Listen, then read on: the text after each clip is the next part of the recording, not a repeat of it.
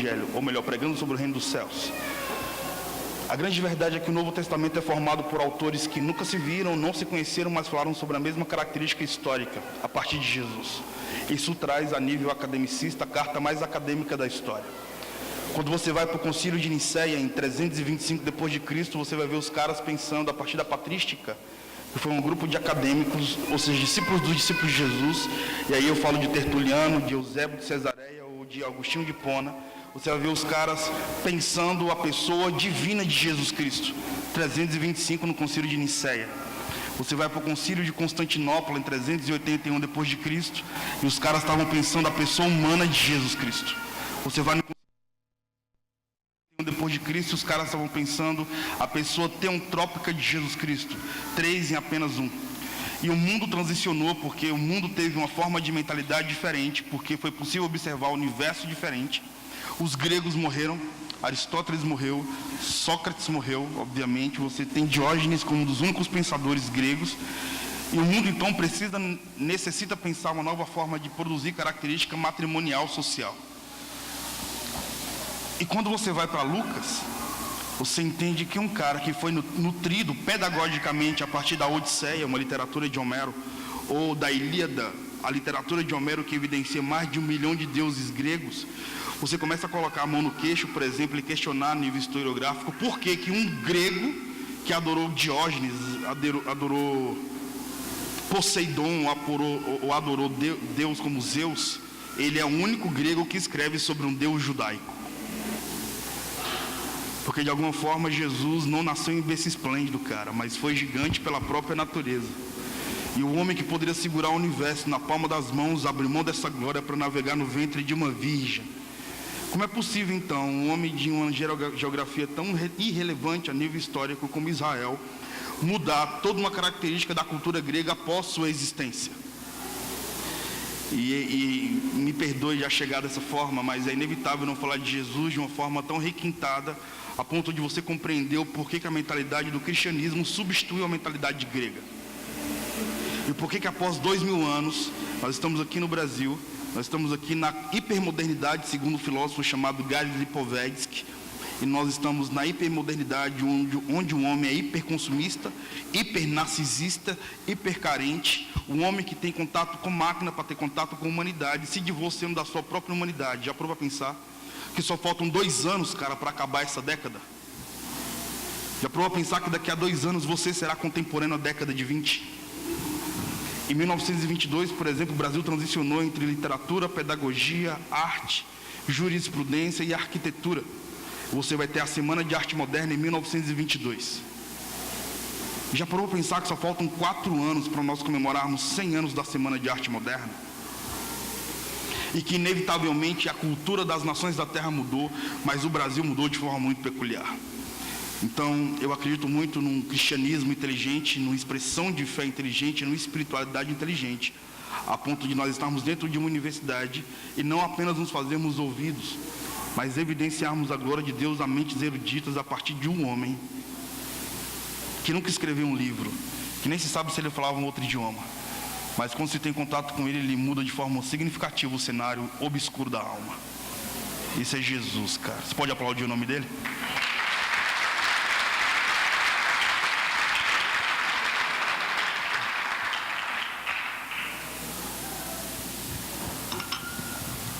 Evangelho de Lucas, capítulo 15.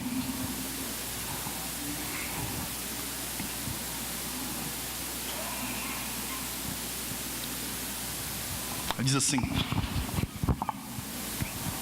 chegava-se a Jesus todos os publicanos e pecadores para o ouvir. E os fariseus e os escribas murmuravam, dizendo: este recebe pecadores e come com eles. E também recebe pessoas desqualificadas. E Jesus, ouvindo isso, propôs então uma parábola, dizendo: que homem dentre vós, tendo 100 ovelhas, perdendo uma delas, não deixa no campo as 99 e vai em busca da que se perdeu até encontrá-la? E achando-a, a põe sobre os ombros e volta para casa cheio de júbilo. Chegando então para sua geografia de lá, convoca os amigos e vizinhos e diz: alegrai-vos comigo, porque já encontrei a minha ovelha perdida. Digo-vos que assim haverá maior alegria no reino dos céus por um pecador que se arrepende, do que por 99 justos que não necessitam de arrependimento. Ou qual é a mulher que, tendo 10 dracmas, se perdeu uma das dracmas, não acende uma candeia, varre a casa e busca diligentemente até encontrá-la? E achando-a, convoca as amigas e vizinhas e diz: alegrai-vos comigo, porque já encontrei a minha dracma perdida. Assim vos digo que haverá maior alegria no céu, diante dos anjos de Deus, por um pecador que se arrepende.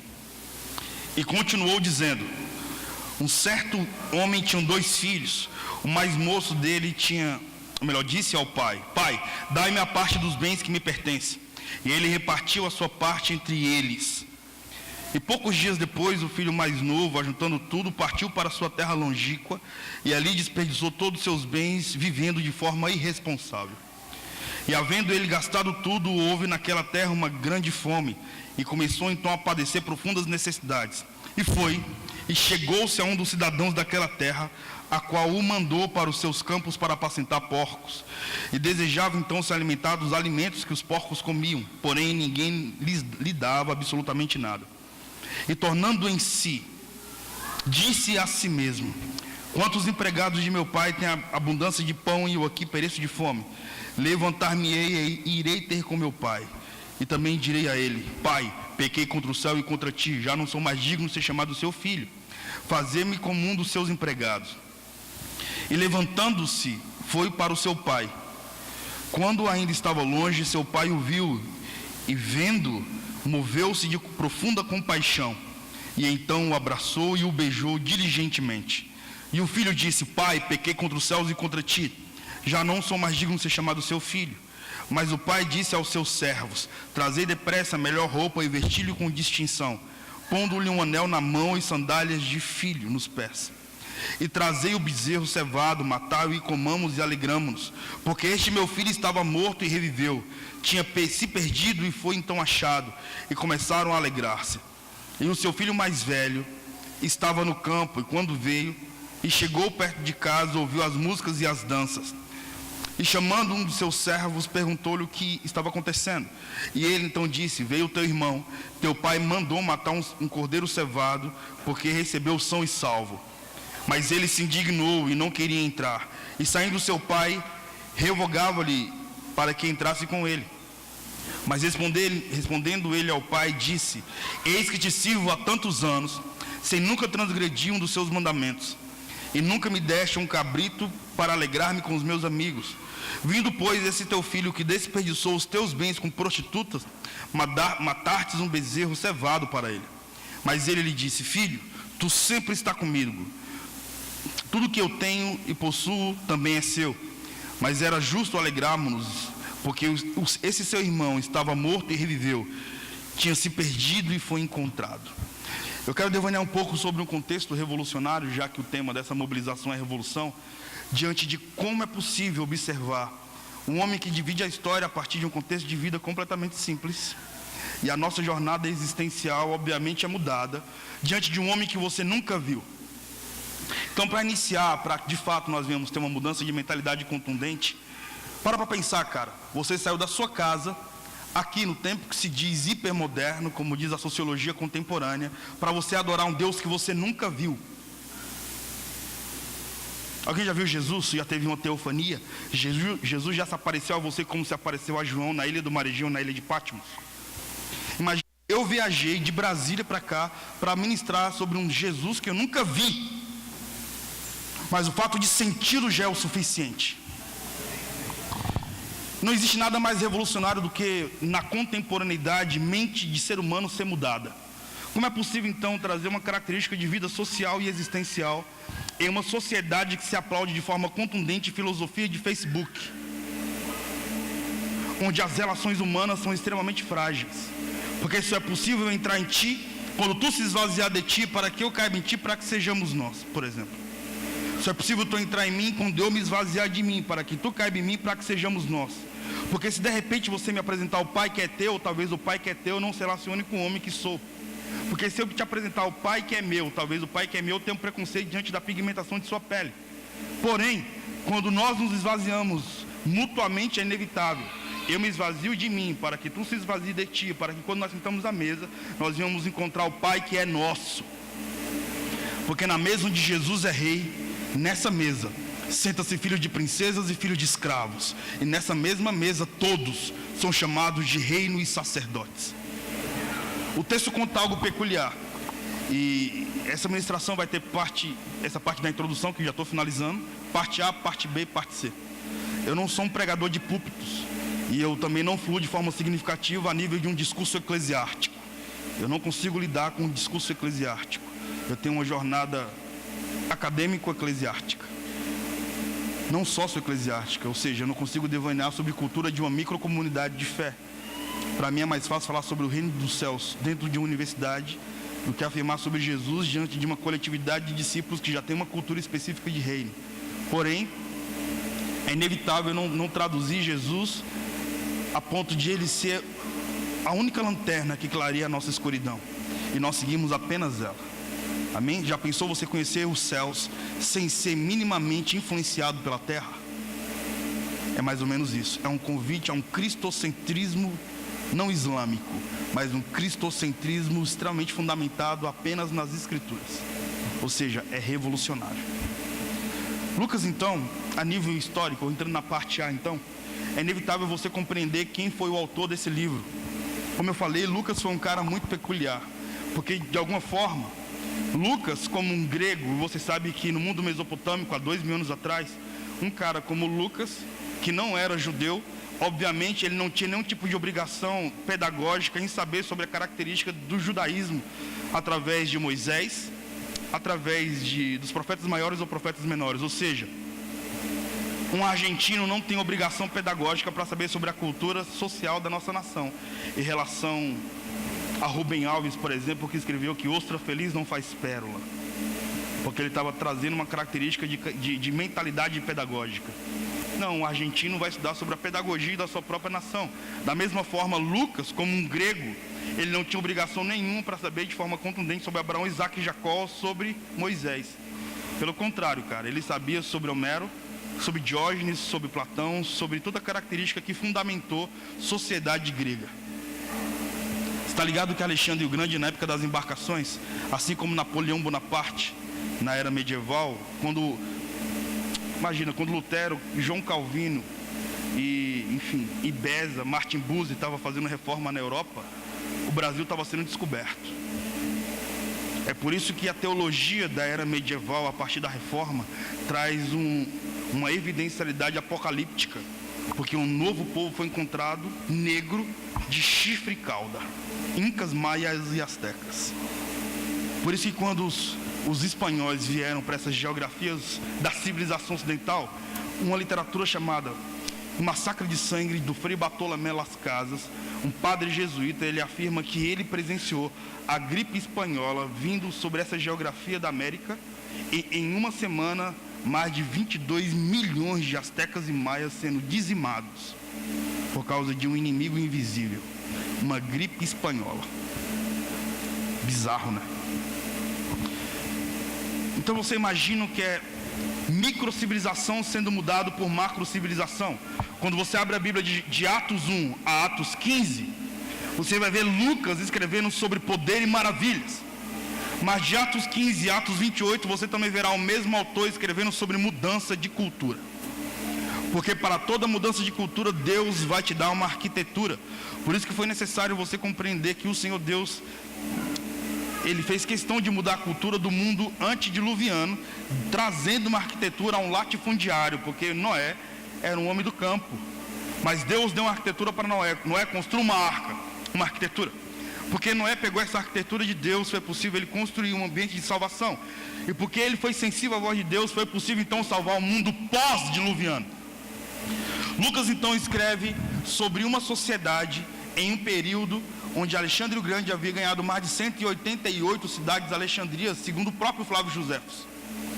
Ou seja, ele foi o pai do movimento helenista.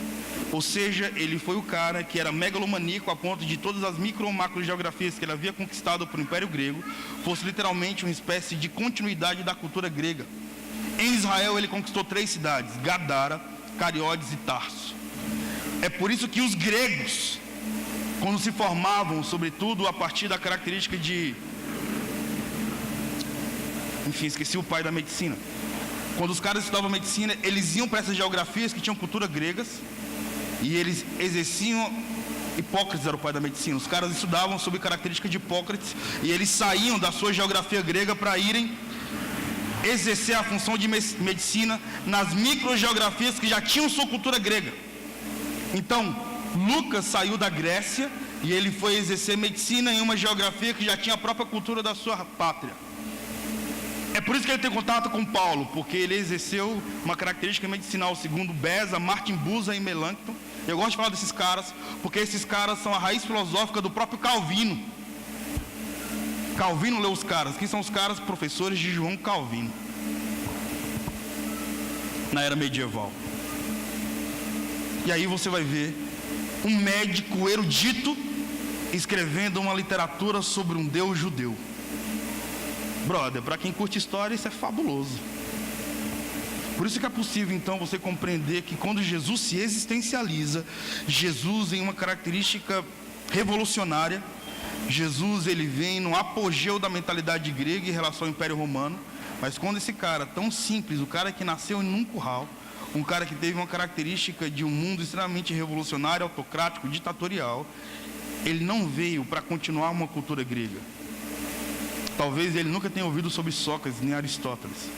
Mas quando Jesus vem, ele só tem uma função, cara: analisar homens falidos na alma, analisar seres humanos que não nasceram com geografias almáticas angelicais, não tinham essências divinas, pelo contrário, eram homens corruptíveis.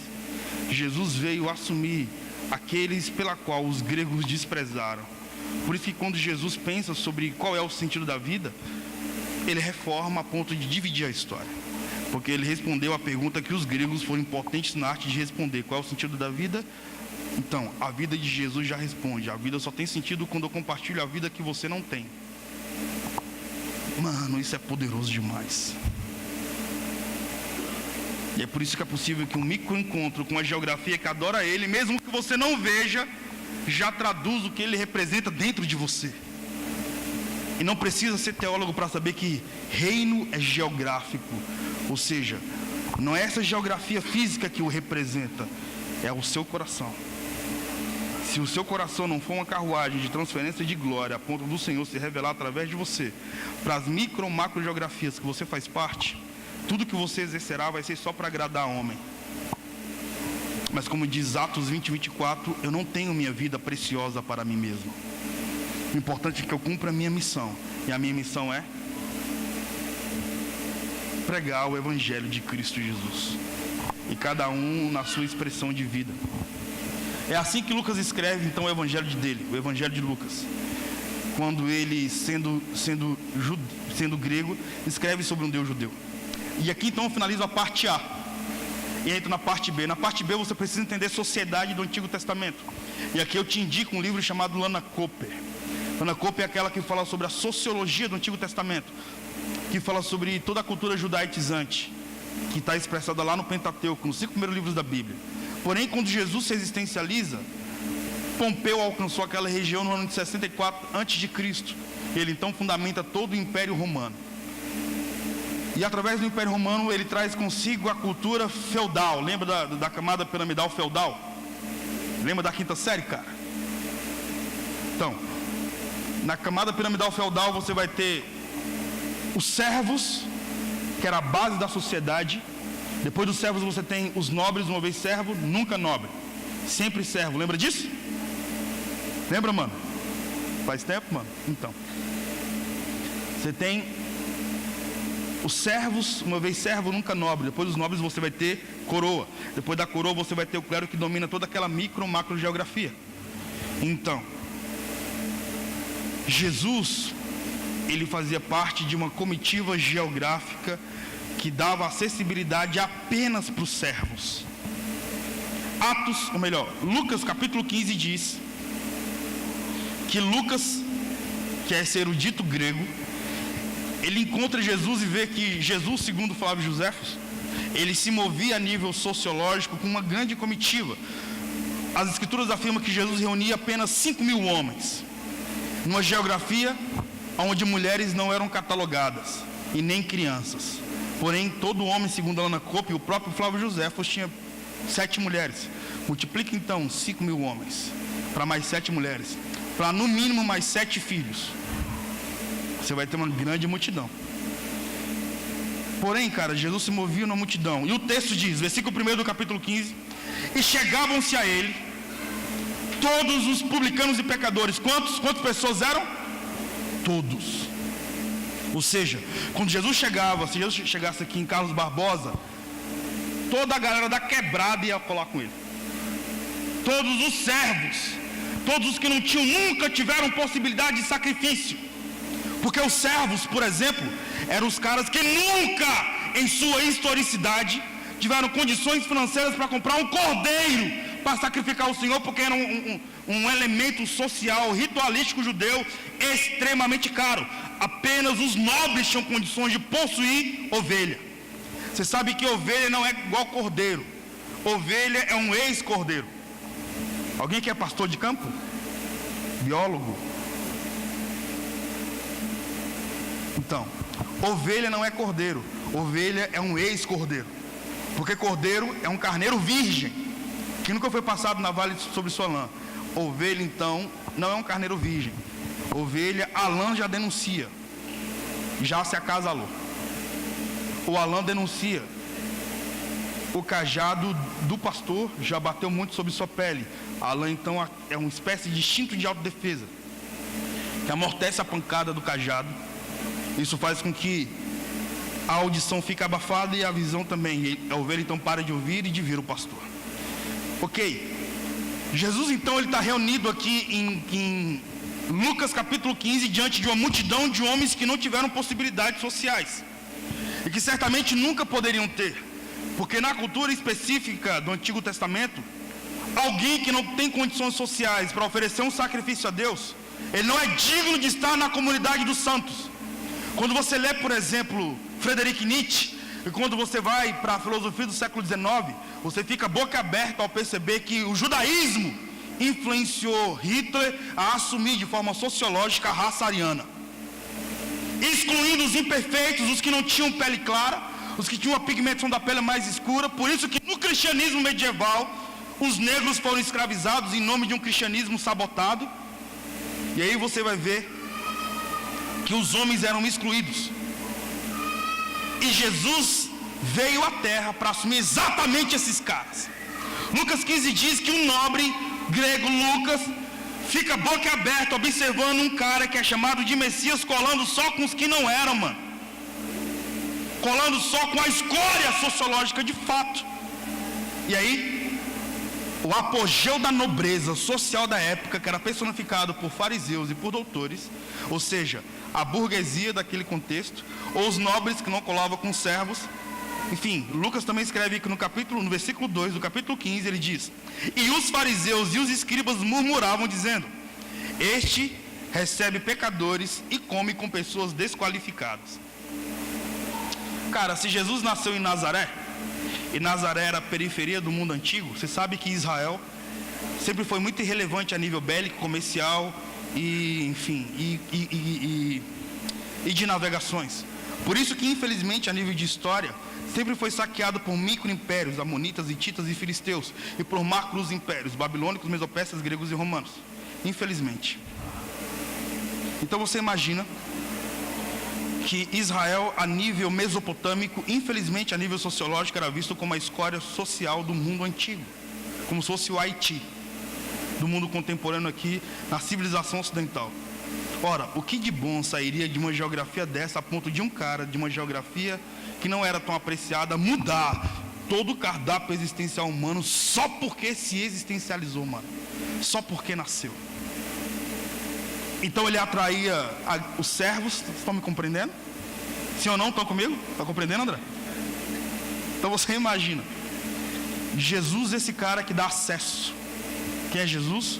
Aquele que dá acesso aos excluídos. E eu não sou esquerdista nem direitista. Eu vejo vida sociológica a partir da terceira margem do rio. Agora você imagina que 1500 anos antes de Hegel ser a expressão de alimento acadêmico para Karl Marx, e Karl Marx ir para a escola de Frankfurt, 1800 anos antes do pseudo-comunismo se existencializar, Jesus já cuidava de órfãos, de viúvas e desesperados.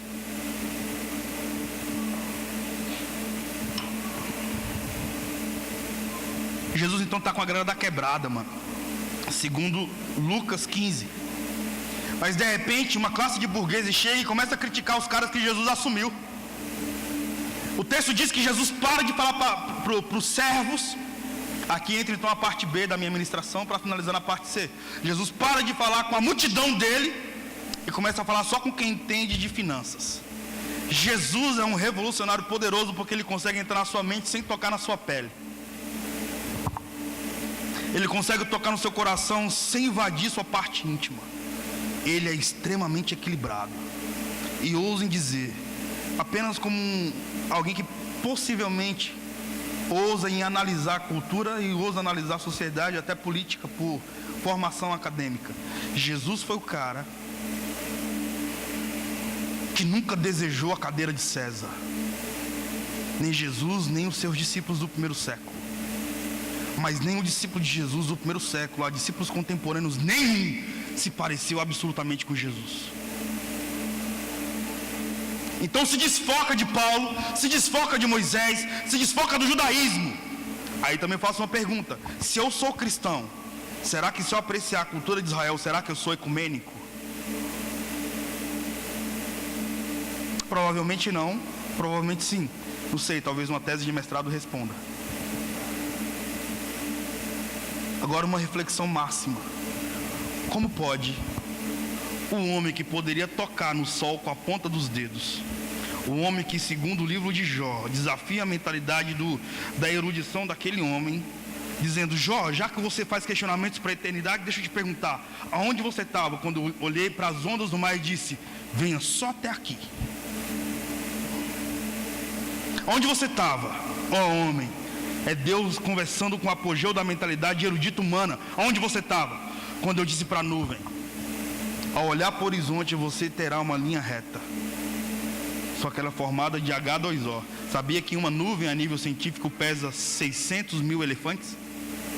Quantos sabiam disso? Também não interessa saber disso, né? Eu estou falando sobre esse Deus poderoso que assume os desesperados. Aí Jesus começa a ser violentamente pacífico, verídico, veio para sabotar o raciocínio, digamos assim, da humanidade. E olha o que ele faz, cara. A partir do versículo 3, Jesus começa então a tocar nos 3 elementos clássicos que o judaísmo idolatrava. E deixa eu te falar, mano, como um discípulo de Jesus contemporâneo, Jesus odeia ser idolatrado. Porque se eu começo a idolatrar esse violão, o dia que eu não tiver ele, o dia que ele não me forneceu a canção, eu vou substituir ele facilmente. Objetos de idolatria são substituídos quando você encontra algo que pode substituí-lo, algo que possa satisfazê-lo. Então esse objeto vai se tornar uma relíquia, que você pode quebrar ou colocar no museu da sua existência. Jesus não é esse cara. Ele se renova, ele não depende do Cronos, ele é o arquiteto do Cronos. Ele soprou e disse: o nome disso é tempo. Sei lá. É assim que o Criador se revela para a humanidade. Jesus então toca na ovelha, um elemento sagrado a nível de ritual, de sacrifício. E um servo nunca teve possibilidade de comprar uma ovelha. Então Jesus assumiu os caras que provavelmente nunca haviam oferecido sacrifício no judaísmo. Jesus toca em dracma. Até hoje o judeu, para falar sobre finanças, necessita lavar as mãos. E Jesus reedita a característica de paternidade. Porque sinceramente, irmãos, Jesus nem fala sobre um filho atrevido, novo, que sepulta o pai antes da morte, nem sobre o filho que é órfão de forma doméstica dentro de casa.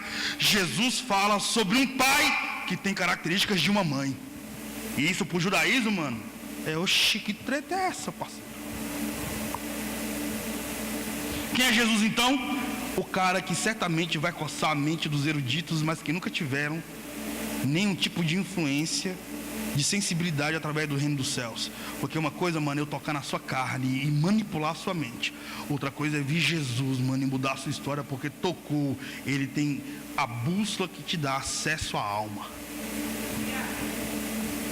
Aí, mano, tudo muda. Estão comigo? Estão me compreendendo? Jesus então diz assim, finalizando a parte B, para finalizar a parte C. Jesus diz assim, então tá, Jesus está falando para a multidão, está claro. Jesus está falando para a multidão que acompanhava ele. Quem? Só servo, inicialmente. De repente Jesus para de falar para o servo, porque dois nobres, ou porque uma comitiva de nobres chegou e começou a tirar os servos. Jesus fala assim, oxe, quem é que está tocando na minha galera, parceiro? Ele olha para o outro lado e começa a falar só com os nobres.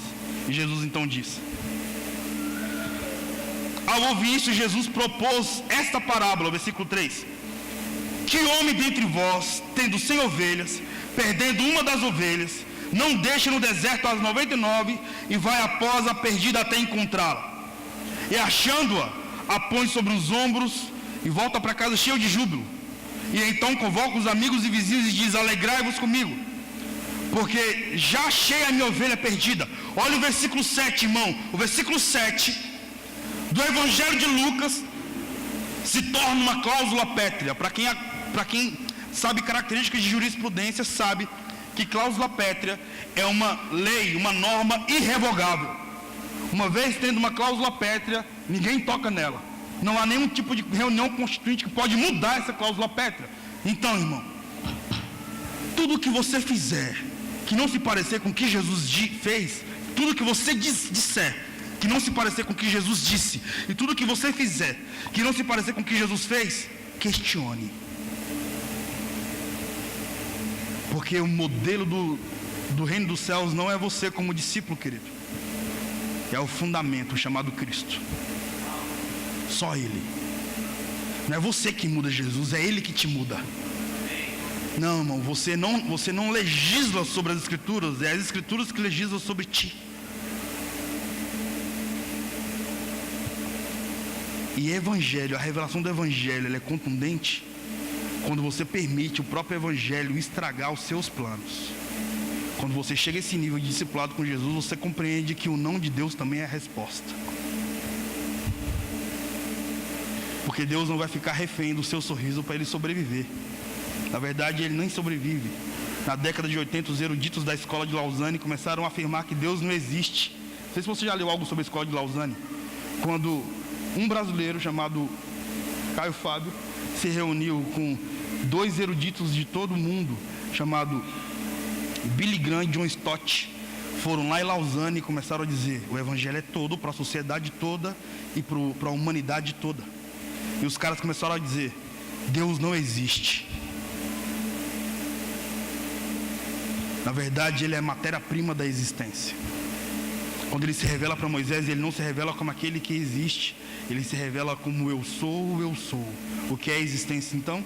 A existência é a escrivania de Deus. Antes da existência existir, o Senhor também respirou e disse, isso é a existência. Pode aplaudir o nome do Senhor, porque essa foi...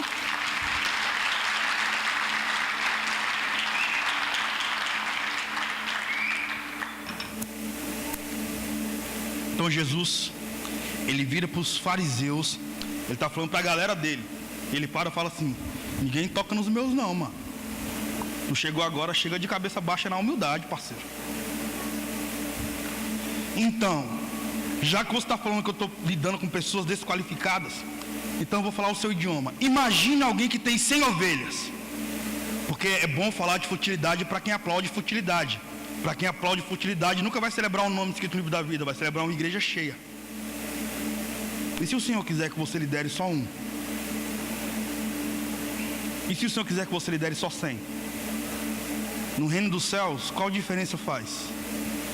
Se o texto diz que mais vale os céus faz festa, cláusula pétrea, palavra de Jesus, versículo 7 do capítulo 15. Eu vos afirmo, os céus faz festa quando um pecador se arrepende, do que quando há 99 justos que não necessitam de arrependimento. Foi Jesus que disse, graças a Deus.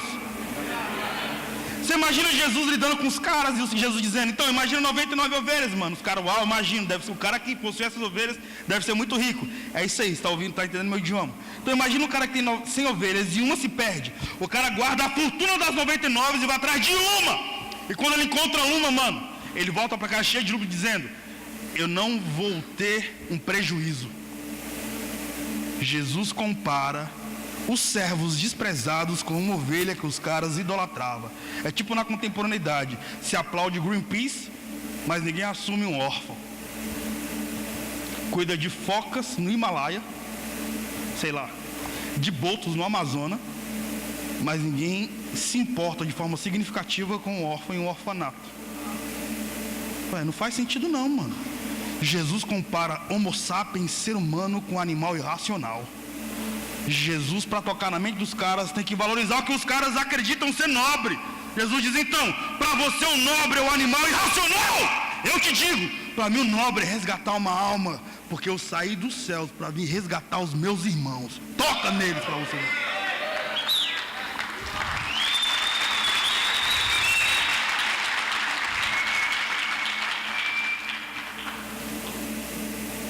Só um cara de Nazaré tem as mães de fazer uma parada dessa, brother. Ou não? O cara tem que ser do gueto, ou seja, não tem nada para perder, parceiro. Então é o cara que você olha e diz, o que foi? O cara vai olhar para você, se ele vier da quebrada, ele vai dizer, o que foi o quê, irmão? Ou seja, Jesus era generoso. Já parou para pensar que o primeiro Adão veio de forma macho, de forma fêmea, em homem e mulher, sendo Adão e Eva. Mas o último Adão veio só na performance de Jesus. Ele foi macho o suficiente para não entrar no templo e chamar todo mundo para cair na porrada. E teve sensibilidade humana com características femininas a ponto de contemplar o lírio nos vales. É Jesus, mano. Ele compreende você. Nada melhor do que ser assumido por ele. Prefiro ser assumido por Jesus do que por uma coletiva de pastores. Ótimo. Só que Jesus não quieta, mano. Detalhe. Como eu falei para você, ovelha é um ex-cordeiro. Quem diz isso não é o Gil, quem diz isso é biologia. Ovelha é um ex-cordeiro. Cordeiro é um cabrito virgem, é um bovino virgem, que nunca se acasalou e nem foi passado na vala sob sua lã. Por isso que Jesus é o Cordeiro de Deus que tira o pecado do mundo. Imaculado. O cajado do pastor, enfim, o cajado do pastor, ele tem apenas uma função. Se o caminho é para a direita, mas se a ovelha for para a esquerda, o pastor vai pegar a ovelha e vai só pegar o cajado e vai falar, é por aqui não, lindinha, é por aqui, ó. Volta para o caminho. Só que tem ovelha que haja paciência, né, irmão? O pastor vai dizendo, vem por aqui, e a ovelha está sempre indo para o caminho contrário. Então o cajado é só para, não é por aqui não, filho. Um dia, não é por aqui não. Uma semana, não é por aqui não. Um mês, não é por aqui não. Um ano. E assim, velho, haja paciência com a ovelha. Vai chegar o momento que o pastor vai olhar para aquela ovelha e vai dizer, não é por aí não, rapaz. Pega o cajado e, por aqui. Só que quem é um homem para machucar a ovelha de um cara que deu a vida por tais? Como diz Richard Foster no livro A Celebração da Disciplina, como ferir alguém que se prontificou livremente a ser ferido. Jesus está dizendo isso para os fariseus e os caras que afirmavam conhecer os céus. Sabe o que é ovelha? Ovelha é um ex-cordeiro. Talvez ovelha seja um cordeiro violentado. Porque o pastor, quando ele fica injuriado com a ovelha, ele não tem piedade. Ele pega então o seu cajado e bate na cabeça da ovelha. Vai batendo na cabeça da ovelha, batendo de forma tão brutal que a ovelha ativa instintos de autodefesa. A lã cresce, como eu falei, para amortecer a pancada do cajado. E a lã cresce para abafar a visão e abafar a audição. A ovelha para de ver, de sentir, de ouvir o pastor. Você sabe que em Israel, no lado ocidental, existe o cordeiro guia. Sabe esse pastor alemão, que é um cachorro que também faz parte da coletividade de ovelhas, do rebanho? Então, esse pastor é substituído por uma ovelha guia. A ovelha resgata outras ovelhas nas geografias que os pastores não têm acesso. Então ela puxa a ovelha que caiu no pasto. Quem? A ovelha guia. Jesus é a nossa ovelha guia, mano. Há de nós, há seres humanos em nós, aqui entre nós, que nunca será tocado com a palavra de um ser humano. Apenas o Cordeiro, se ele se revelar a você, ele vai te tirar do abismo que parece porta, que o ser humano insiste em estar. Aí, como eu disse, Jesus não quieta, porque o cara da quebrada, ele não quieta não, mano. Ele vai até o outro abaixar a cabeça.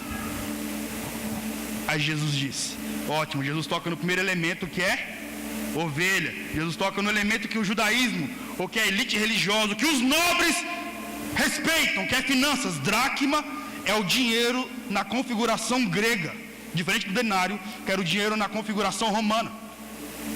Você sabe que no período paleolítico, no homem primata, o homem primata ele trabalhava para ter cacho de banana, para ter 1 quilo de fruta, sei lá, por alimento. Isso era o dinheiro. Depois que o homem começou a construir lavoura, ser fazendeiro, latifundiário, trabalhar por reforma agrária, ele começou agora a trabalhar por tempero. Por isso que o sal se tornou um ouro branco no período mesopersa. Aí você vai ter a configuração do salário. Salário vem de sal, porque o homem recebia sal como contribuição mensal. Quando o cara então ele tinha essa configuração, o tempero foi substituído por pedra preciosa. O dinheiro agora era ouro, era prata, até chegar naquilo que não tem valor nenhum, que é uma célula de um papel. O dinheiro que nós temos na mão não tem valor nenhum, só tem preço. E essa é a característica filosófica do homem contemporâneo. Toque naquilo que não tem valor. Você vai idolatrar, você vai ficar fascinado por tudo que tem preço. É por isso que é fácil substituir alianças por status. Bem-aventurado o homem que nunca se esqueceu do seu berço. Salomão diz em um provérbios dele: o homem que não se lembra da sua história, que não honra suas raízes, não é digno de viver. Jesus então diz assim, aí eu finalizo a parte B e entro para a última parte. Jesus diz assim, cara, a multidão está guardada, talvez não está compreendendo nada, porque a multidão que Jesus apacentou nunca tocou em ovelha. A ovelha era tipo, sei lá, uma Ferrari, mano. Alguém já tocou na Ferrari? Eu não. Então, talvez eu esteja exagerando, mas eu preciso exagerar para você compreender. Jesus vira para os caras e a multidão está ali, tipo, talvez em estado de bestialidade, né? Vendo Jesus conversando com quem de fato entendia o que os caras nunca haviam percebido. Aí Jesus diz, imagina uma mulher tendo 10 dracmas. Mano, uma dracma era o suficiente para comprar tanta coisa, talvez as 100 ovelhas. Imagina 10 dracmas. Jesus diz, imagina uma mulher tendo 10 dracmas e uma perde. A mulher guarda as 9 e ela pega uma lanterna, pega uma candeia e sai procurando no canto da casa. E quando a mulher encontra essa dracma, ela chama as amigas. Interessante, uma configuração relevante para falar sobre a característica feminina a nível biológico. Sabia que o córtex cerebral libera 1 bilhão de substâncias fisiológicas por segundo na característica masculina? Sabia que por causa do útero, que é uma indústria poderosa de formação de substâncias fisiológicas, a mulher libera 10 bilhões de substâncias fisiológicas a partir do córtex cerebral? Sabia que a mulher produz 99% a mais de uma substância chamada oxitocina, substância do amor, e o homem só libera 1% de oxitocina?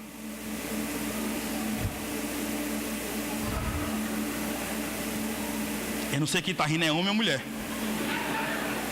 Mas é tipo, dá para você compreender, irmão. Por isso que mulher se relaciona com a vida a partir do amor. Mulher vê um poodle com um lacinho na orelha e chama aquele animalzinho de filho. Vem pra mamãe, meu bebezinho. Por quê? Porque mulher está liberando oxitocina, substância do amor. Mulher necessita disso, mano. Mulher vê um beija-flor e fica...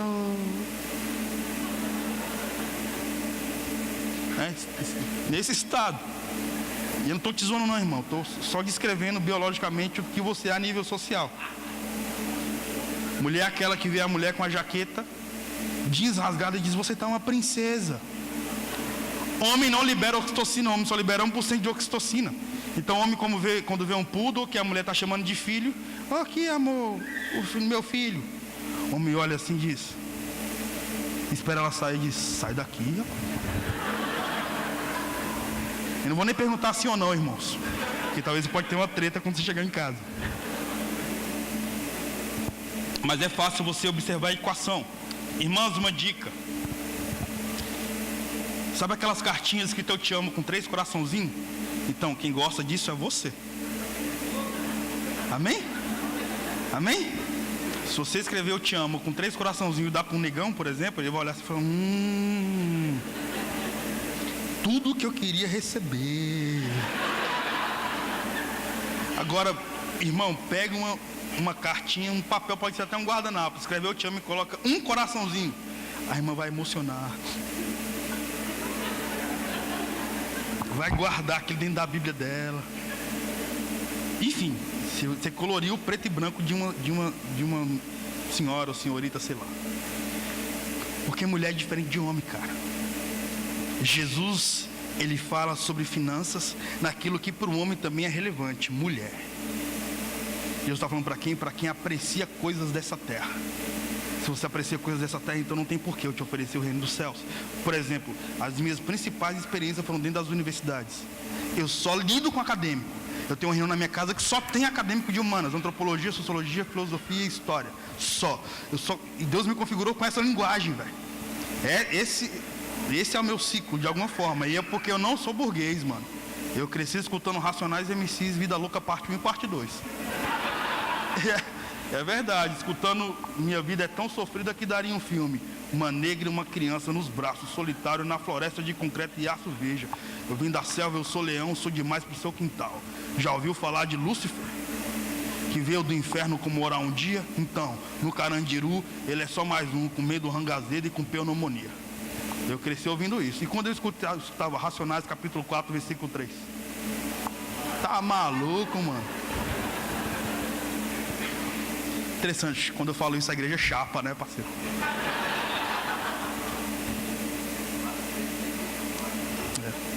O lado negão do Rio Grande do Sul. Não foi uma ofensa, tá, irmãos? Ok.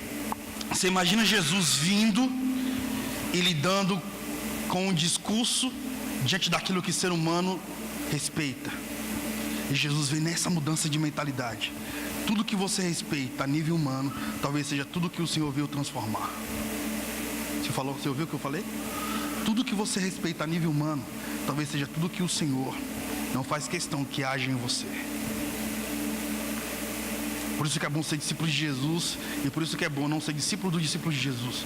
Paulo disse, sejam meus imitadores porque eu sou de Cristo, como eu sou de Cristo.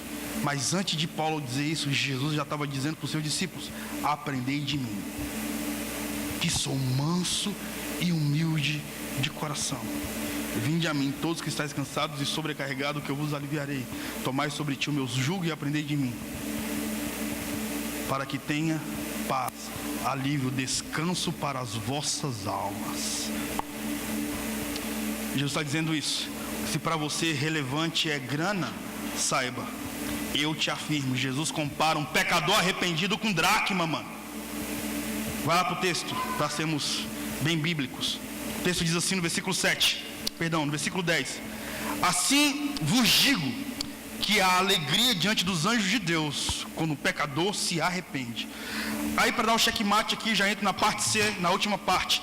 Jesus vira para aquela multidão.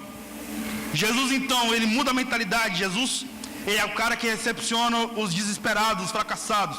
Mas eu já vi Jesus assumindo a alma dos desesperados e fazendo desses caras salmistas. E eu já vi Jesus pegando pseudos suicidas, depressivos e desesperados e fazendo desses caras professores universitários. Eu já vi Jesus pegando órfãos e violentados pela vida e fazendo desses caras príncipes em mesas de reis. Eu já vi Jesus assumindo homens que não nasceram no berço esplêndido, mas quando os caras abriam a boca, eles produziam palavras que só os príncipes compreendiam. Jesus é aquele que muda a mentalidade dos que pensam saber. Por isso que ele olha que poderoso isso, mano. Jesus, é o alfa, e os anjos veio dele, porque Jesus é o princípio de toda a criação. Jesus permite que o povo fique escravo dentro do Egito. Jesus faz com que uma criança nasça numa temporada de infanticídio e assassinato em massas de crianças. A única criança que Faraó queria matar é a única que sobrevive. A única criança que Faraó deveria matar é a única que ele cria. É tipo, que senso de humor poderoso, mano. E quando Moisés fica 40 anos estudando sobre o mundo mesopotâmico, sobre os Hammurabis, ele estuda desde a criação do mundo a partir de todos os povos nômades. Provavelmente ele teve contato até com os astecas, mano, que são os povos mais primatas da América. Assim como Salomão teve contratos diplomáticos com os incas. Muitos judeus tiveram contratos diplomáticos com o homem ocidental daquela época, que nem foram descobertos pelo império. Aí Jesus, ele faz com que um homem que não era egípcio cresça na cultura egípcia, para fugir para o deserto, para ser desconstruído, para ser construído agora pelos céus, para voltar com 80 anos, gago, e assustar o apogeu do governo do mundo antigo. Tipo, para provar que ele é. Tá maluco, mano? Não tem como não chapar não, mano. Não tem como não saborear intelectualmente diante de um Deus tão inteligente. Nem a mente mais poderosa a nível de QI poderia traduzir a mentalidade do homem que soprou e disse: isso é homem. É isso. Você veio a partir de algo poderoso chamado eternidade. Por isso que os babilônicos chamavam ser humano com a palavra vinda do divino. É o que significa a palavra ser humano. Jesus então volta agora para aquilo que ambos respeitam. Jesus começa a falar sobre o reino dos céus para toda a multidão. Veio então os arrogantes da sociedade, talvez os carrascos existenciais, emocionais. Jesus agora apacenta a mentalidade dos irrelevantes, porque quem pensa ser, na verdade nunca foi. E aí eu aprendo muito com meus pais na fé. Quando você crescer 2 degraus, irmão, diminua 4 humildade e simplicidade. Cresceu 4, diminua 8. Cresceu 8, diminua 16. Isso se chama cristianismo. Eu te digo, se você afirma ser discípulo de Jesus e produz uma mentalidade arrogante, saiba, você é discípulo de qualquer coisa, menos dele. De Jesus não. Daquele que não tinha onde repousar a cabeça, não. Não faz sentido. Por mais que o discurso seja relevante, e como acadêmico de humanas eu posso pegar qualquer texto e persuadir uma coletividade de seres humanos. Mas como a alma é tão quebrantada, é possível nós falarmos sobre o evangelho sem filtro.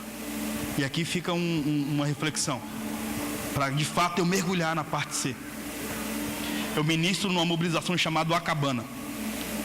De 6 em 6 meses, a Acabana é a coletividade de jovens vocacionados ao ministério de todo mundo. Jovens de todo mundo se reúnem para passar uma semana aprendendo sobre o reino de Deus, sendo ministrados porque são vocacionados ao ministério. Na cabana vão alguns índios do Amazonas, pastores do Pará. Os caras viraram para mim e disseram: você gosta de açaí? Eu amo açaí, mano. Então, você já tomou açaí puro? Eu falei: nunca. Eu gosto de açaí com leite condensado, com granola, parceiro. Pois é, eu quero ver se você é macho alfa mesmo, a ponto de tomar um açaí puro. Pô, querida, tipo assim, não faz isso com o negão não, querido. Tipo, coloca na mesa e tu verás. Tipo isso. E aí ele me desafiou, eu olhei pra ele e falei: eu vou tomar isso aqui tudo, cara. Ele: mas não tem nenhuma mistura. Eu falei: oxe, deve estar saboroso, delicioso, cara. Aí coloquei na boca. Gentilmente eu devolvi aquilo que eu tinha colocado na boca dentro do copo. Aí os índios começaram: já viu um índio zoando de um negão? E pula, e dança, e aponta o dedo, e o negão só aqui. Tá me tirando, mano.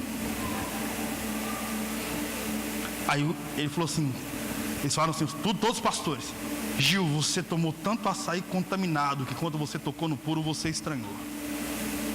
Mano, o Espírito Santo me conquistou na hora. Nós estamos tão acostumados com o evangelho adulterado, docificado, que quando nós tocamos no puro é tipo muito estranho. Tipo, será que isso é evangelho, mano? Mas não se parece com o que eu aprendi. Isso aí, querido, o que você aprendeu talvez é o que deve estar te levando para o inferno. Só existe uma forma de você peneirar aquilo que você aprendeu sobre Abba, indo direto para a fonte. Toda palavra revelada, se não tiver um fundamento na palavra escrita, é anátema. É tipo o apóstolo Paulo dizendo: pode um anjo descer do céu, lá no livro de Gálatas, pode um anjo descer do céu pregando outro evangelho que não seja esse que eu vos ministrei, saiba, esse anjo é anátema. Irmão, para quem idolatra o que vê, precisa ter muita convicção bíblica para quando o anjo descer dizer: cala-te, Satanás.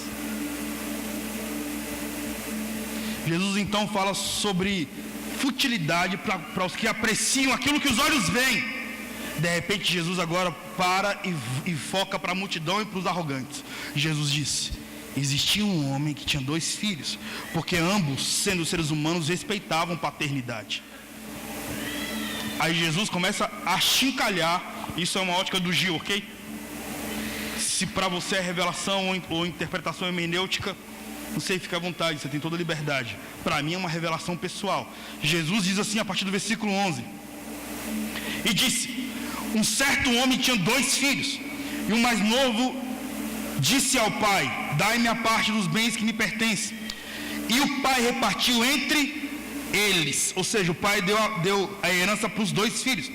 E poucos dias depois, o filho mais novo, ajuntando tudo, partiu para terras distantes, e ali desperdiçou todos os seus bens de forma irresponsável. No versículo 11 diz assim: e Jesus continuou, um certo homem, e Jesus continuou. Jesus continua mudando a mentalidade dos homens. Jesus continua sentando a mesas e configurando a existencialidade após um ato de arrogância daqueles que afirmam ser parte do reino. Não adianta nada você vir para a igreja, você ter um contato relevante com a cruz, se sua mente foi mudada. Você ouviu, irmão? Não adianta nada você ouvir a palavra e você ter focos de religião na sua cultura pessoal e existencial, se a sua mente não for transformada. Tem que haver mudança de mente. Necessita haver mudança, porque o córtex cerebral é o que libera substâncias fisiológicas a ponto de mudar toda a cultura do corpo. A oxitocina que narrei, na verdade, não vem do coração, mano, vem do córtex cerebral, que libera para o corpo. Se sua mente não mudar, dificilmente o seu corpo vai ser coordenado para aquilo que te faz imagem e semelhança de Deus, que é raciocínio. Você sabia que o mais intenso raciocínio é um ato poderoso de adoração? Por isso que Karen Armstrong, leia um livro chamado Em Defesa de Deus, de uma acadêmica de Oxford, chamado Karen Armstrong. Karen Armstrong afirma que na filosofia grega, Aristóteles e Platão, quando os caras se interiorizavam e traziam reflexão filosófica, os caras estavam expressando atos de espiritualidade. Por isso que a arte de mudança de mentalidade, ela reforma as cavernas do coração. Jesus então começa a dizer sobre um filho que tem influência sobre um pai. Qual é o filho mais novo? Quando você tem contato com a antropologia judaica, você percebe que os filhos mais jovens, em todo o Antigo Testamento, eram excluídos.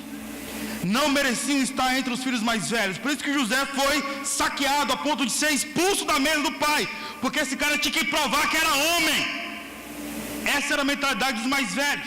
Por isso que Davi teve que apacentar ovelhas para provar que era homem. Ou seja, um filho mais novo, no contexto veterotestamentário ou neotestamentário, não tinha dignidade social humana para se sentar na mesa dos mais velhos.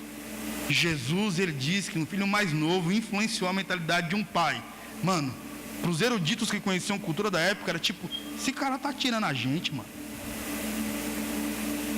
O cara nos achincalhou falando mal de ovelha, comparando ovelha com essa ralé, comparando dracma com essa ralé. Agora ele está dizendo que o filho mais novo tem persuasão sobre o pai. Você imagina o príncipe da paz falando sobre a ótica da arrogância e fluindo com paz diante dos vales da vida. Ele nunca se intimidou, irmão. Jesus nunca baixou a cabeça para o caos. Não. Ele sempre fez dos seus traumas um ato de adoração a Abba. Ele nos ensinou a fluir sem focos de tensões diante dos desesperos da escuridão, porque luz tem que reinar em ambientes de trevas. Jesus, ele se fez uma voz para horas escuras. Jesus era essa voz.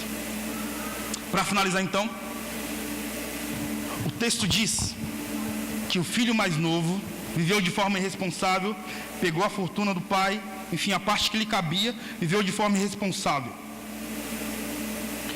Porém, o versículo 17 diz: mas caindo em si, repete comigo, caindo em si, caindo em si, Jesus começa a falar sobre características de psicologia.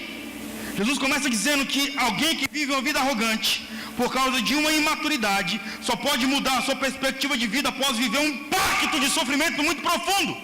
Por isso que as universidades patrocinam conhecimento, as provas medem informações, mas só o sofrimento forma humanos. Por isso que dor conecta dor.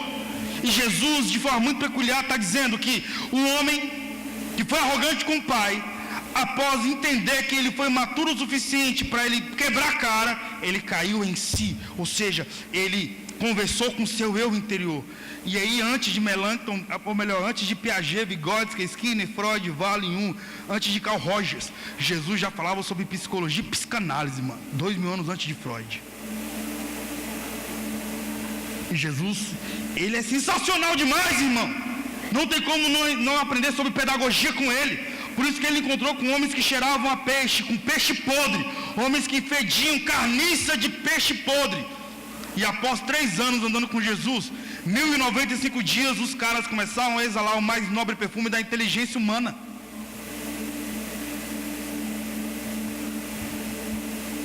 Porque, irmão, quando você decide andar com o príncipe da paz, todas as tempestades da alma abaixam a cabeça. Aí o filho caiu em si. Quando você se interioriza, bate diante do que Davi escreveu no Salmo 51. Porque um coração quebrantado e contrito, o Senhor Deus não desprezará. E é isso, irmão. Jesus começa a devanear sobre a elegante graça, sobre um fenômeno chamado graça, sobre a característica poderosa e eloquente. É uma conversa que nós temos lá em Brasília. O dia em que 12 quase se tornaram 13. O dia que 12 discípulos quase se tornaram 13 foi quando Jesus se encontrou com um jovem rico.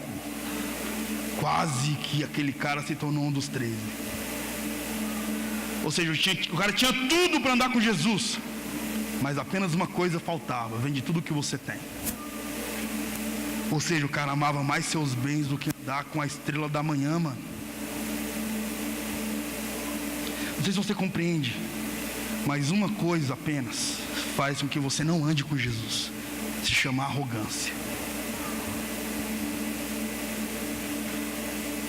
Aí Jesus começa a dizer que o filho mais novo se arrependeu, embora tenha desonrado o pai. Jesus fala sobre o animal mais nobre entre o judaísmo, que é a ovelha.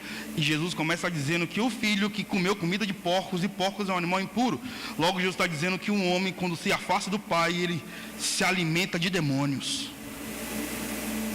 Esse garoto volta arrependido, com o interior em estado de metamorfose. Quando chega até o pai, ele só diz: não sou digno de ser chamado seu filho. O texto diz que um pai, macho alfa, há 2000 anos atrás, numa sociedade patriarcal, talvez opressora, um pai sai correndo como se fosse uma mãe, beija o filho como se fosse uma mãe, abraça o filho como se fosse uma mãe e diz: traz agora uma sandália para o meu filho. Irmão, há 2000 anos atrás, se só na minha quebrada, se um garoto mais novo chegar e dizer: olha pai, o negócio é o seguinte, eu quero a parte do meu bem. Na quebrada onde eu cresci, o pai vai dizer: toma vergonha na tua cara, rapaz. Vou te dar parte o quê? Pá! Um tapão, seja onde for. E a mãe que vai dizer: não, mano, faz isso, nosso filho. Que nosso filho o quê, rapaz? Como é que esse moleque está me desonrando? Você imagina há 2000 anos atrás, irmão. Aí o cara vem, ou melhor, o cara desonra o pai, vai, curte todas, volta. Se for na minha quebrada, o cara vem com uma expressão de mendigo, porque certamente ele era um andarilho, numa geografia onde não tinha carruagem nem carro para alguém que não tinha finanças.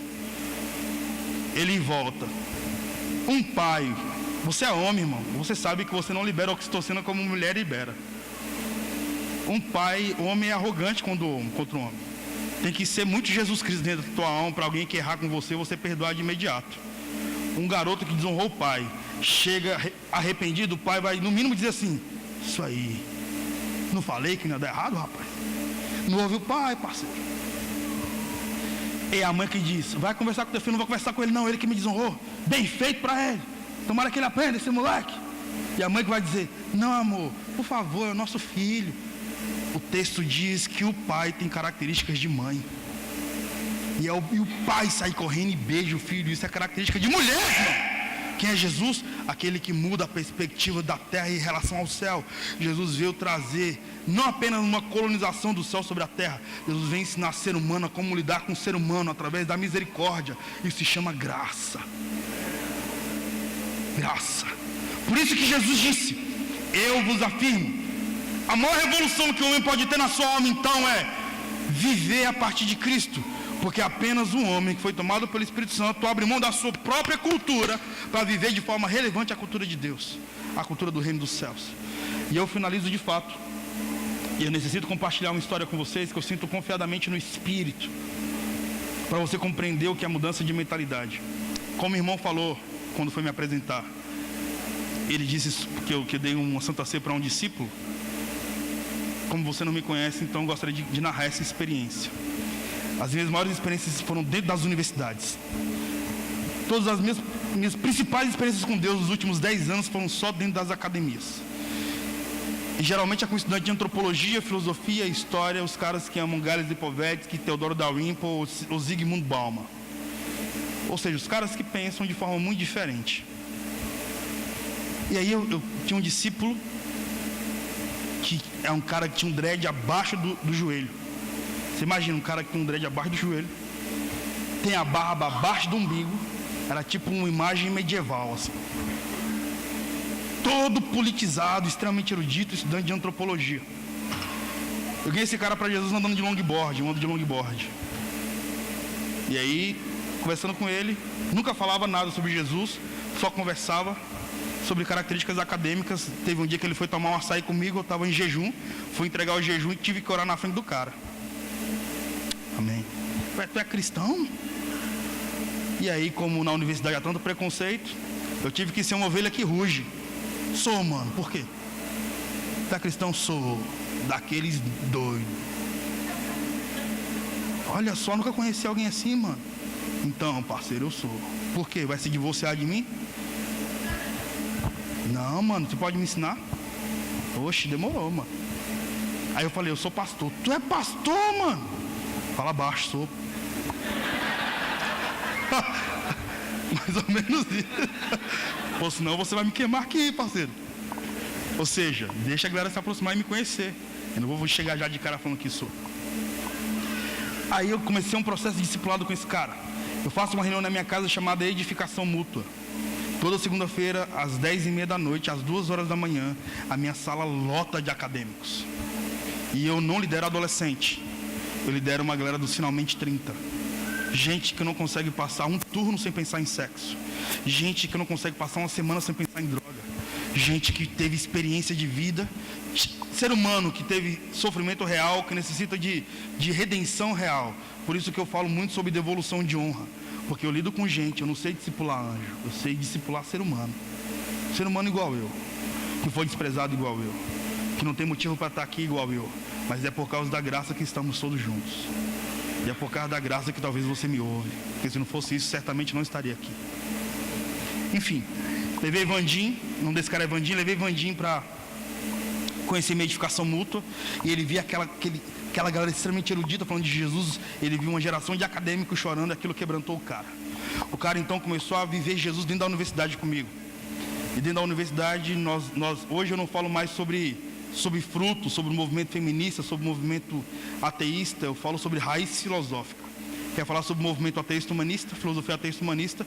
Já leu sobre Kant, Hegel, Marx, Marcuse, enfim, Marx Horkheimer, Eric Fromm, Jean-Paul Sartre, Simone de Beauvoir, essas paradas todas. E aí ele me viu falando tanto sobre essas configurações que ele se apaixonou muito por Jesus, muito.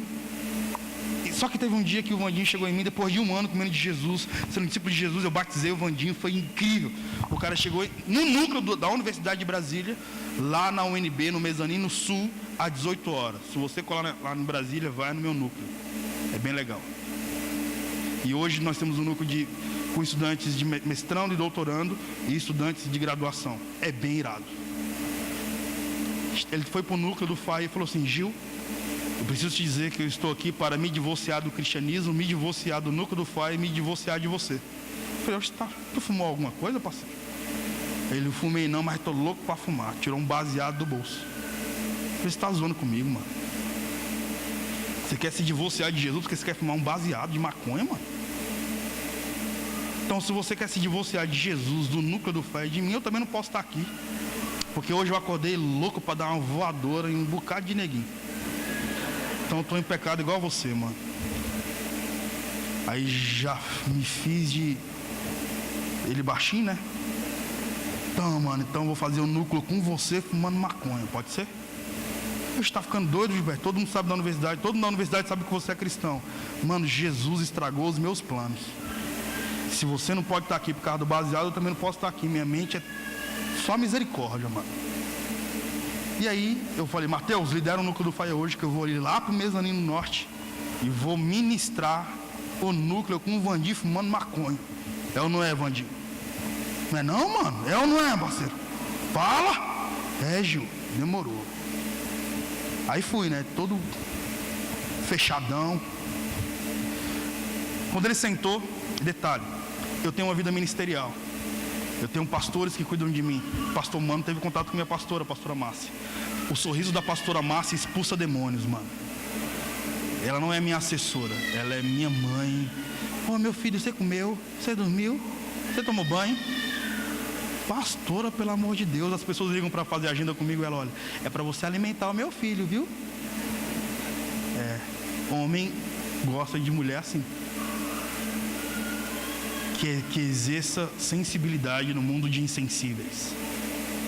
Então, eu tomo Santa Ceia aonde dá, porque eu não estou na minha igreja todo domingo. E os meus pastores me abençoam, então eu mergulhei sobre a festa ágape na era medieval, que era a Santa Ceia. Ou seja, foi a matéria-prima da Santa Ceia. Quando Paulo tomava a Santa Ceia, todas as vezes que pregava e dizia o nome de Jesus. É uma coletividade de irmãos. Quando Dele Moody tomava a Santa Ceia de 3 em 3 horas. Quando Charles Spurgeon tomava a Santa Ceia toda semana. Eu disse, então Gilberto Araújo pode tomar ceia nas universidades quando estiver na igreja dele. Pegava minha bolsa e enchia dos elementos de ceia. Até hoje eu faço isso. E onde eu estava com Santa Ceia. E aí, cara, o Vandinho foi comigo para outra ala da universidade. Ele puxou o baseado, eu falei, pode acender o baseado, mano. Quando o cara acendeu o baseado, eu dei a primeira tragada. Eu não sei o que aconteceu, mas eu comecei a chorar, mano. Pensa num negão que chorou de... Aí comecei a cantar. Quero que valorize. Imagina um negão chorando, cantando Quero que valorize o que você tem, com cara de dread, fumando um baseado. E eu não canto igual os irmãos cantaram. Agora você imagina eu chorando e cantando ao mesmo tempo. Meu Deus do céu, mano. Mas por incrível que pareça, isso quebrantou o Vandinho começou a chorar também. Aí os dois, quero que valorize o que você tem, você é o ser, você é alguém. E o bicho puxando baseado, mano. E o cara começou a chorar e misturou lágrima com maconha. E eu chorando igual criança, mano. E abracei o Vandinho depois que o baseado tava só o toquinho. Aqui certamente não tem cannabis. Mas lá na Universidade de Brasília, mano, tá maluco. O perfume da Universidade de Brasília, dos acadêmicos, da ala onde eu sempre fiz parte da minha jornada acadêmica, tem cheiro de maconha e cheiro de CC. Suor. Profundo, parceiro. Esse era o cheiro natural do Vandinho, quando eu conheci. E aí ele começou a chorar, e eu tô que choro, cantando Quero que valorize o que você tem. Eu comecei a falar línguas espirituais. Eu comecei a abraçar o Vandinho. O Vandinho foi conquistado pelo Espírito Santo. Eu estava chapado do Espírito, eu espero que ele também. Porque ele estava chapado de maconha, né, mano? Eu não faço a mínima ideia como é que é isso, velho. Se você me perguntar, como assim, Gil? Não sei, mano. Eu sei que um pecador arrependido vale mais do que 99 justos que não necessitam de arrependimento. E aí, deitei no chão com o Vandinho. Imagina, mano, na ala intracomunista da Universidade de Brasília, onde a comunidade LGBT passa de mão dada, não tá nem aí. De repente, o líder do Fire Universitário tá no chão abraçado com cara de dread. E chorando, mano. Parou pra pensar nessa... Eu tentei colocar isso no livro, mano, mas não sei nem como descrever isso num livro. Aí, limpei as lágrimas, né? E lembrei que o Vandinho tava a um passo de desviar. Eu falei, mano, você tá pensando que Jesus é o quê, mano?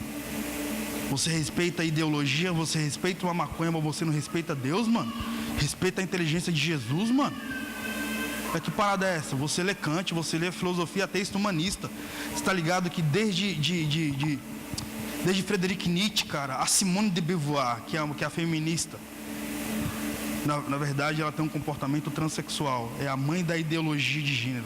É como se o maior manicômio do mundo tivesse aberto as portas e os loucos mais famosos do mundo escrevessem suas teses e as principais universidades e escolas lessem as teses dos loucos mais famosos do mundo. E todo mundo respeita isso. E é loucura porque Freud afirma na psicanálise que o único momento em que o animal racional se transforma num animal irracional é em estado de libido. Você imagina então a sociedade caminhando para uma jornada acadêmica sociológica, sendo animais irracionais, e a pedagogia patrocinando isso a partir da pedagogia de 4 anos de idade, onde uma criança vai ter cartilha gay. Enfim, mano. E comecei a falar isso pro Vandim, mano, se você respeita o que você lê, que é de ser humano comum, não é possível que você vai desrespeitar o príncipe da paz, mano. Não, mano. Você caminhou comigo 1 ano, eu te batizei nas águas, eu perdi meu tempo com você, mano. Eu investi vida eterna em você. Então você é o corpo de Cristo, mano. Se você é o corpo de Cristo, mano, hoje você vai tomar Santa Ceia comigo. Eu tô com a ceia aqui, parceiro, chapado de maconha mesmo. Aí eu quero abrir um parênteses e dizer, nunca faça isso, ok? E eu fiz isso. Eu estou contando a história porque o irmão que me convidou falou isso. Porém, não faça isso. Foi uma revelação que Deus me deu, não deu para você. Ok? Isso não é uma doutrina, é uma experiência que eu estou contando apenas. E aí, peguei os elementos, consagrei, li o texto de 1 Coríntios 11, porque eu recebi do Senhor que também te entreguei, que o Senhor Jesus na noite que foi traído tomou o pão, e tendo dado graças partiu e disse, esse é o meu corpo que é dado diante de vós, fazer isso, comerdes em memória de mim. Semelhantemente, após haver ceado, tomou o cálice, e eu li esse texto clássico. Peguei os elementos, consagrei, tomei esse da ceia com o Vandim chorou. Irmão, o Vandim estava sóbrio. Aí eu olhei para ele sóbrio e falei, tá sóbrio, brother? Tô, Gil. Glória a Deus. Agora tu pode se divorciar, mano. Quer se divorciar? Faça isso sóbrio. Não coloca, não fundamente as suas neuroses, não, mano. Seja homem o suficiente para você assumir suas tretas, mano. Agora, eu que quero me divorciar de você. Vai viver sua vida. Pensa no que você acabou de falar. Não é assim que tem vida com Deus, mano. Relacionamento não tem possibilidade de divórcio. Relacionamento é quando você assume a parte boa, a parte mal, a parte bela e a parte feia. Nunca se relacione com ninguém, sobretudo com Deus, com possibilidade de divórcio. Pensa nisso. Vai viver tua vida que eu vou viver a minha. E sair tipo assim, poxa, o que eu fiz? Ué, Deus, que loucura essa que eu fiz? E eu saí pensando que eu tinha blasfemado. Será que eu blasfemei? Aí saí meio louco, né? Por isso que é bom ter pastor, porque você confessa o coração, ele ora por você e você no outro dia está perdoado. Digamos assim. Fui viver minha vida. Mano, passou-se 1 ano. E eu decidi viver uma labuta mesmo. É coisa de acadêmico de humanas. Nem você entende, nem eu, mas eu vivi isso. 1 ano depois, estou entrando na universidade para ir para o núcleo do FIRE. Eu já faço isso há muitos anos. Aí estou entrando no mezanino no sul da Universidade de Brasília. Aí vejo o Vandim com o cabelo cortado, tipo o sertanejo universitário, tá ligado? Que rapa aqui do lado e tem aquela parada stylezona aqui em cima. Com camisa para dentro, todo social. E eu pensei, cara, será que o Vandim passou em um concurso público? Que em Brasília é clássico essa cultura de concurso público. Aí eu falei, Vandim, mano, que saudade de você, velho. O que aconteceu com sua imagem, mano? Aí ele falou assim, Gil, que bom te encontrar. Os olhos do Vandim encheu-se de lágrimas. Ele falou assim, aquele dia, tem 1 ano que a gente não se encontra, tem 2 semestres. Eu vim pra cá só para apresentar minha monografia. Cara, o dia que eu te encontrei, há 1 ano atrás, eu tava chapado de crack. Meus avós são pastores, meu pai é presbítero de uma comunidade de fé, de uma Assembleia de Deus, de uma igreja tradicional. Só que eu apanhava muito e minha mãe apanhava todos os dias em casa. Então eu, revoltado, comecei a usar droga de novo. E como eu lembrei que naquele dia que eu tinha usado crack, eu precisava de maconha para persuadir a substância fisiológica dentro de mim, eu decidi fazer aquilo na hora do núcleo. Só que a nível ético eu deveria falar com você primeiro. Só que você não desistiu de mim. Você foi para outra ala, você se expôs, você ainda tomou Santa Ceia comigo. Nunca imaginei que algum cristão faria isso comigo. Foi tão constrangedor que no dia seguinte eu procurei uma clínica de recuperação. O cara ficou 6 meses na clínica de recuperação. O cara fez um propósito com Deus na clínica de recuperação. O cara escreveu um livro na clínica de recuperação. Aí o cara tirou o livro da bolsa e falou: abre no capítulo tal aí, Gil. Mano, você imagina, que loucura que eu fiz. De repente eu compreendo que lá na frente tudo isso tinha um propósito divino. Vai compreender a mente do Senhor. Aí Paulo diz: quem recebeu a mente do Senhor para que possa instruí-la? Nós temos recebido a mente de Cristo. Aí eu abri no capítulo tal, estava escrito assim: chapação na UNB. O cara colocou no livro a experiência que ele teve com o Espírito Santo a partir de um ato de misericórdia e da visitação da graça. Aí eu abracei o Vandinho e chorei, mano. Chorei demais, tipo, que loucura, mano. O Vandinho hoje, cara, essa história é de 2013. O Vandinho hoje exerce um alto cargo como servidor público em Brasília. E ele é uma das principais vozes do reino de Deus dentro do Senado de Brasília. Aí eu te pergunto, a engenharia que nós caracterizamos como filosofia ou como teologia contemporânea pode atrair o coração dos homens, mas talvez você não traduza o coração de Deus para os homens. Eu tive a oportunidade de ministrar para os sobreviventes da catástrofe da Boate Kiss. Eu tive a oportunidade de palestrar para os familiares das vítimas aqui no seu estado, em Santa Maria. Eu estava no auditório da Universidade de Santa Maria como professor de filosofia contemporânea, falando sobre hipermodernidade. Eu amo falar sobre essas paradas. E ninguém sabia que eu era pastor. Eu não tenho cara de pastor, não tenho jeito de pastor, não falo tremendo, manto, leito, vaso. Muito raro eu falar essas paradas. Então é muito. Eu não tenho um discurso eclesiástico, né? Quando acabou a reunião, veio uma senhorinha de 1,60 m de altura. E nós estamos aqui no Rio Grande do Sul. Você imagina uma senhorinha que é tipo descendente de alemã, tem os olhos bem azuizinhos, mas bem azuizinhos, a pele bem branquinha. E olha para mim e disse: professor, você lembra muito meu filho. Eu? Tipo assim, aí eu pensei, né? Essa senhora deve ter se apaixonado por um negão. Com certeza. E aí ela falou assim: professor, em 2013 nós vivemos um cenário de luto. Quero chamar o time de adoração aqui, se for possível, já. E ela falou assim: em 2013 nós vivemos um cenário de luto. Em um município que tem 200 mil habitantes, 3 turmas de odontologia estavam se formando. Em odontologia, decidiram fazer a formatura na maior casa de show da cidade, que é a Boate Kiss, que tinha uma capacidade entre 1.000 e 1.200 pessoas. E eles alugaram aquela casa de show e contrataram uma banda de sertanejo universitário. Você conhece a história, ela começou a me narrar. E é bom quando um ser humano que tem traumas existenciais começa a desabafar. O ato de desabafar gera comunidade terapêutica. Eu acredito muito nisso, cara. E ela começou a dizer tudo que eu já sabia por causa dos noticiários. Mas ela começou a relembrar e renarrar a história. E disse: os nossos filhos estavam comemorando a formatura. Eles contrataram uma banda de sertanejo universitário. Um dos integrantes da banda começaram a fazer pirotecnia com fogo. A faísca incendiou o estofado e começou a exalar gás tóxico. Os estudantes saíram correndo. 680 estudantes sobreviveram. Uma porcentagem dessa galera estava dentro do auditório aquele dia na Universidade de Santa Maria em lágrimas.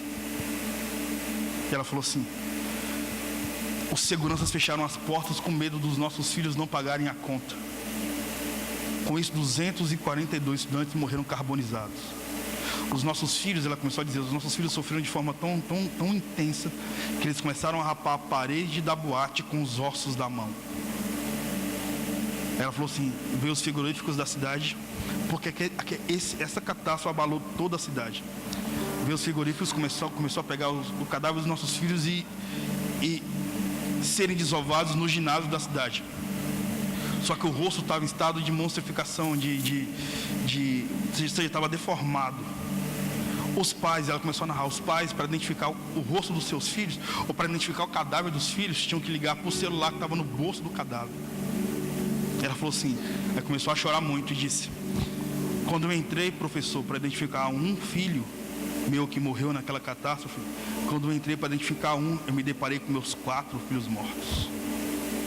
Aí começou a chorar e falou assim, aí começou a passar a mão no meu rosto: você parece com meu filho. Ou seja, aquilo que ela estava vendo de um professor falando em um auditório de uma universidade fez com que um gatilho emocional tivesse ativado sobre sua programação neurolinguística, e aquilo devolveu a ela a imagem de amor em relação ao amor filos, né? Amor entre pai e mãe. Exatamente, amor entre pais e filhos. E aí ela começou a chorar, e eu deixei ela me abraçar, e eu também abracei ela e comecei a chorar, e minhas lágrimas começaram a molhar a cabecinha branca dela. E ela falou assim, sem saber que eu era um pastor, ela falou: o seu abraço lembrou o abraço do próprio Deus, professor. Mano, eu tive a revelação do corpo de Cristo aí. E disse para ela: sim, filha, esse abraço é o abraço do próprio Deus, porque eu sou o corpo dele na terra. E o Senhor me deu uma revelação: o corpo de Cristo é a continuidade da cabeça que é Cristo. A cabeça de Cristo é uma cabeça gloriosa. Para uma cabeça gloriosa, logo o corpo, que é a continuidade da cabeça, necessita ser glorioso. Se o corpo de Cristo não evidenciar a graça que existe na cabeça, se o corpo de Cristo ofender, abusar, se formos a noiva que abusa a noiva que ofende a noiva, se o contato com você, que é o corpo de Cristo, gerar traumas, significa que você não é liderado pelo amor que existe na cabeça. E um corpo sem cabeça é uma assombração. O que você é então diante de Abba Pai, diante da sociedade? Uma carta de reforma, uma carta de alforria, uma resposta para temporadas de trevas, uma voz para temporadas escuras, para noites escuras? Ou você é a continuidade de um caos que não representa o Senhor? O fato é que Jesus diz: mais vale um pecador arrependido, os céus faz festa quando um pecador se arrepende, do que quando há 99 justos que não necessitam de arrependimento. Eu sinto confiadamente na minha alma o Espírito Santo entrando aqui, cara, e devolvendo a possibilidade aos desesperados da vida. Quais são esses? Aqueles que colocam maquiagens no rosto, que se vestem com boas roupas, mas ninguém sabe como estão as realidades da sua alma. Abaixe sua cabeça em nome de Jesus. O Espírito Santo virá com muita glória, mas muita. Algumas pessoas vão se banhar em lágrimas nesse momento. Quantas vezes, filhos, vocês não estiveram sozinhos e o Senhor foi a sua única companhia? Quantas vezes os ventos sopraram e o Senhor foi sua única rocha sólida? O Senhor diz nessa noite a vocês, filhos: vocês não são órfãos. Ele exerce paternidade sobre sua jornada. O Espírito Santo vem nesse momento sobre nossas vidas, sobre essa geografia, e Jesus exerce comunidade terapêutica. Eu vejo Jesus vindo, tirando mulheres de masmorras emocionais. Eu vejo o Abba Pai vindo e assassinando os carrascos da alma. Shekarapalabasu berié, Shekarapalabasu denedegai. E o Senhor vem nessa noite para devolver dignidade e honra. Todos ficam em pé em nome de Jesus.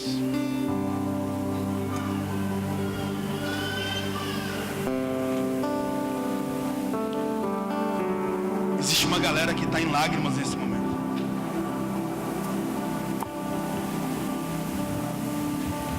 Sabe, Jesus vem desentulhando o seu coração. Só você sabe os traumas que você viveu e você superou. Eu vejo Jesus exercendo paternidade a órfãos de pais vivos. E eu vejo Jesus reconstruindo as realidades do coração. Se o Senhor falou, é porque há ouvidos que precisam ouvir. Se faz sentido para você o que você está ouvindo, e se existe uma visitação de quebrantamento na sua alma, Se você, não sei o que você fez, cara, não sei se você errou. Você pode ter vindo até de um motel agora. Você pode ter assassinado alguém, talvez até abortado. Não interessa o que você fez. O fato é, os céus faz festa quando um pecador se arrepende, do que por 99 justos que não necessitam de arrependimento. E o nome disso é graça. É um fenômeno chamado graça, incompreensível aos homens, mas celebrado pelos anjos de Deus. Se faz sentido o que você está ouvindo, saia do seu lugar. Eu gostaria de orar por você. Ver Jesus reconstruindo as cavernas do coração. Ver Jesus sendo acesso nessa noite, cara. Ver Jesus devolvendo dignidade.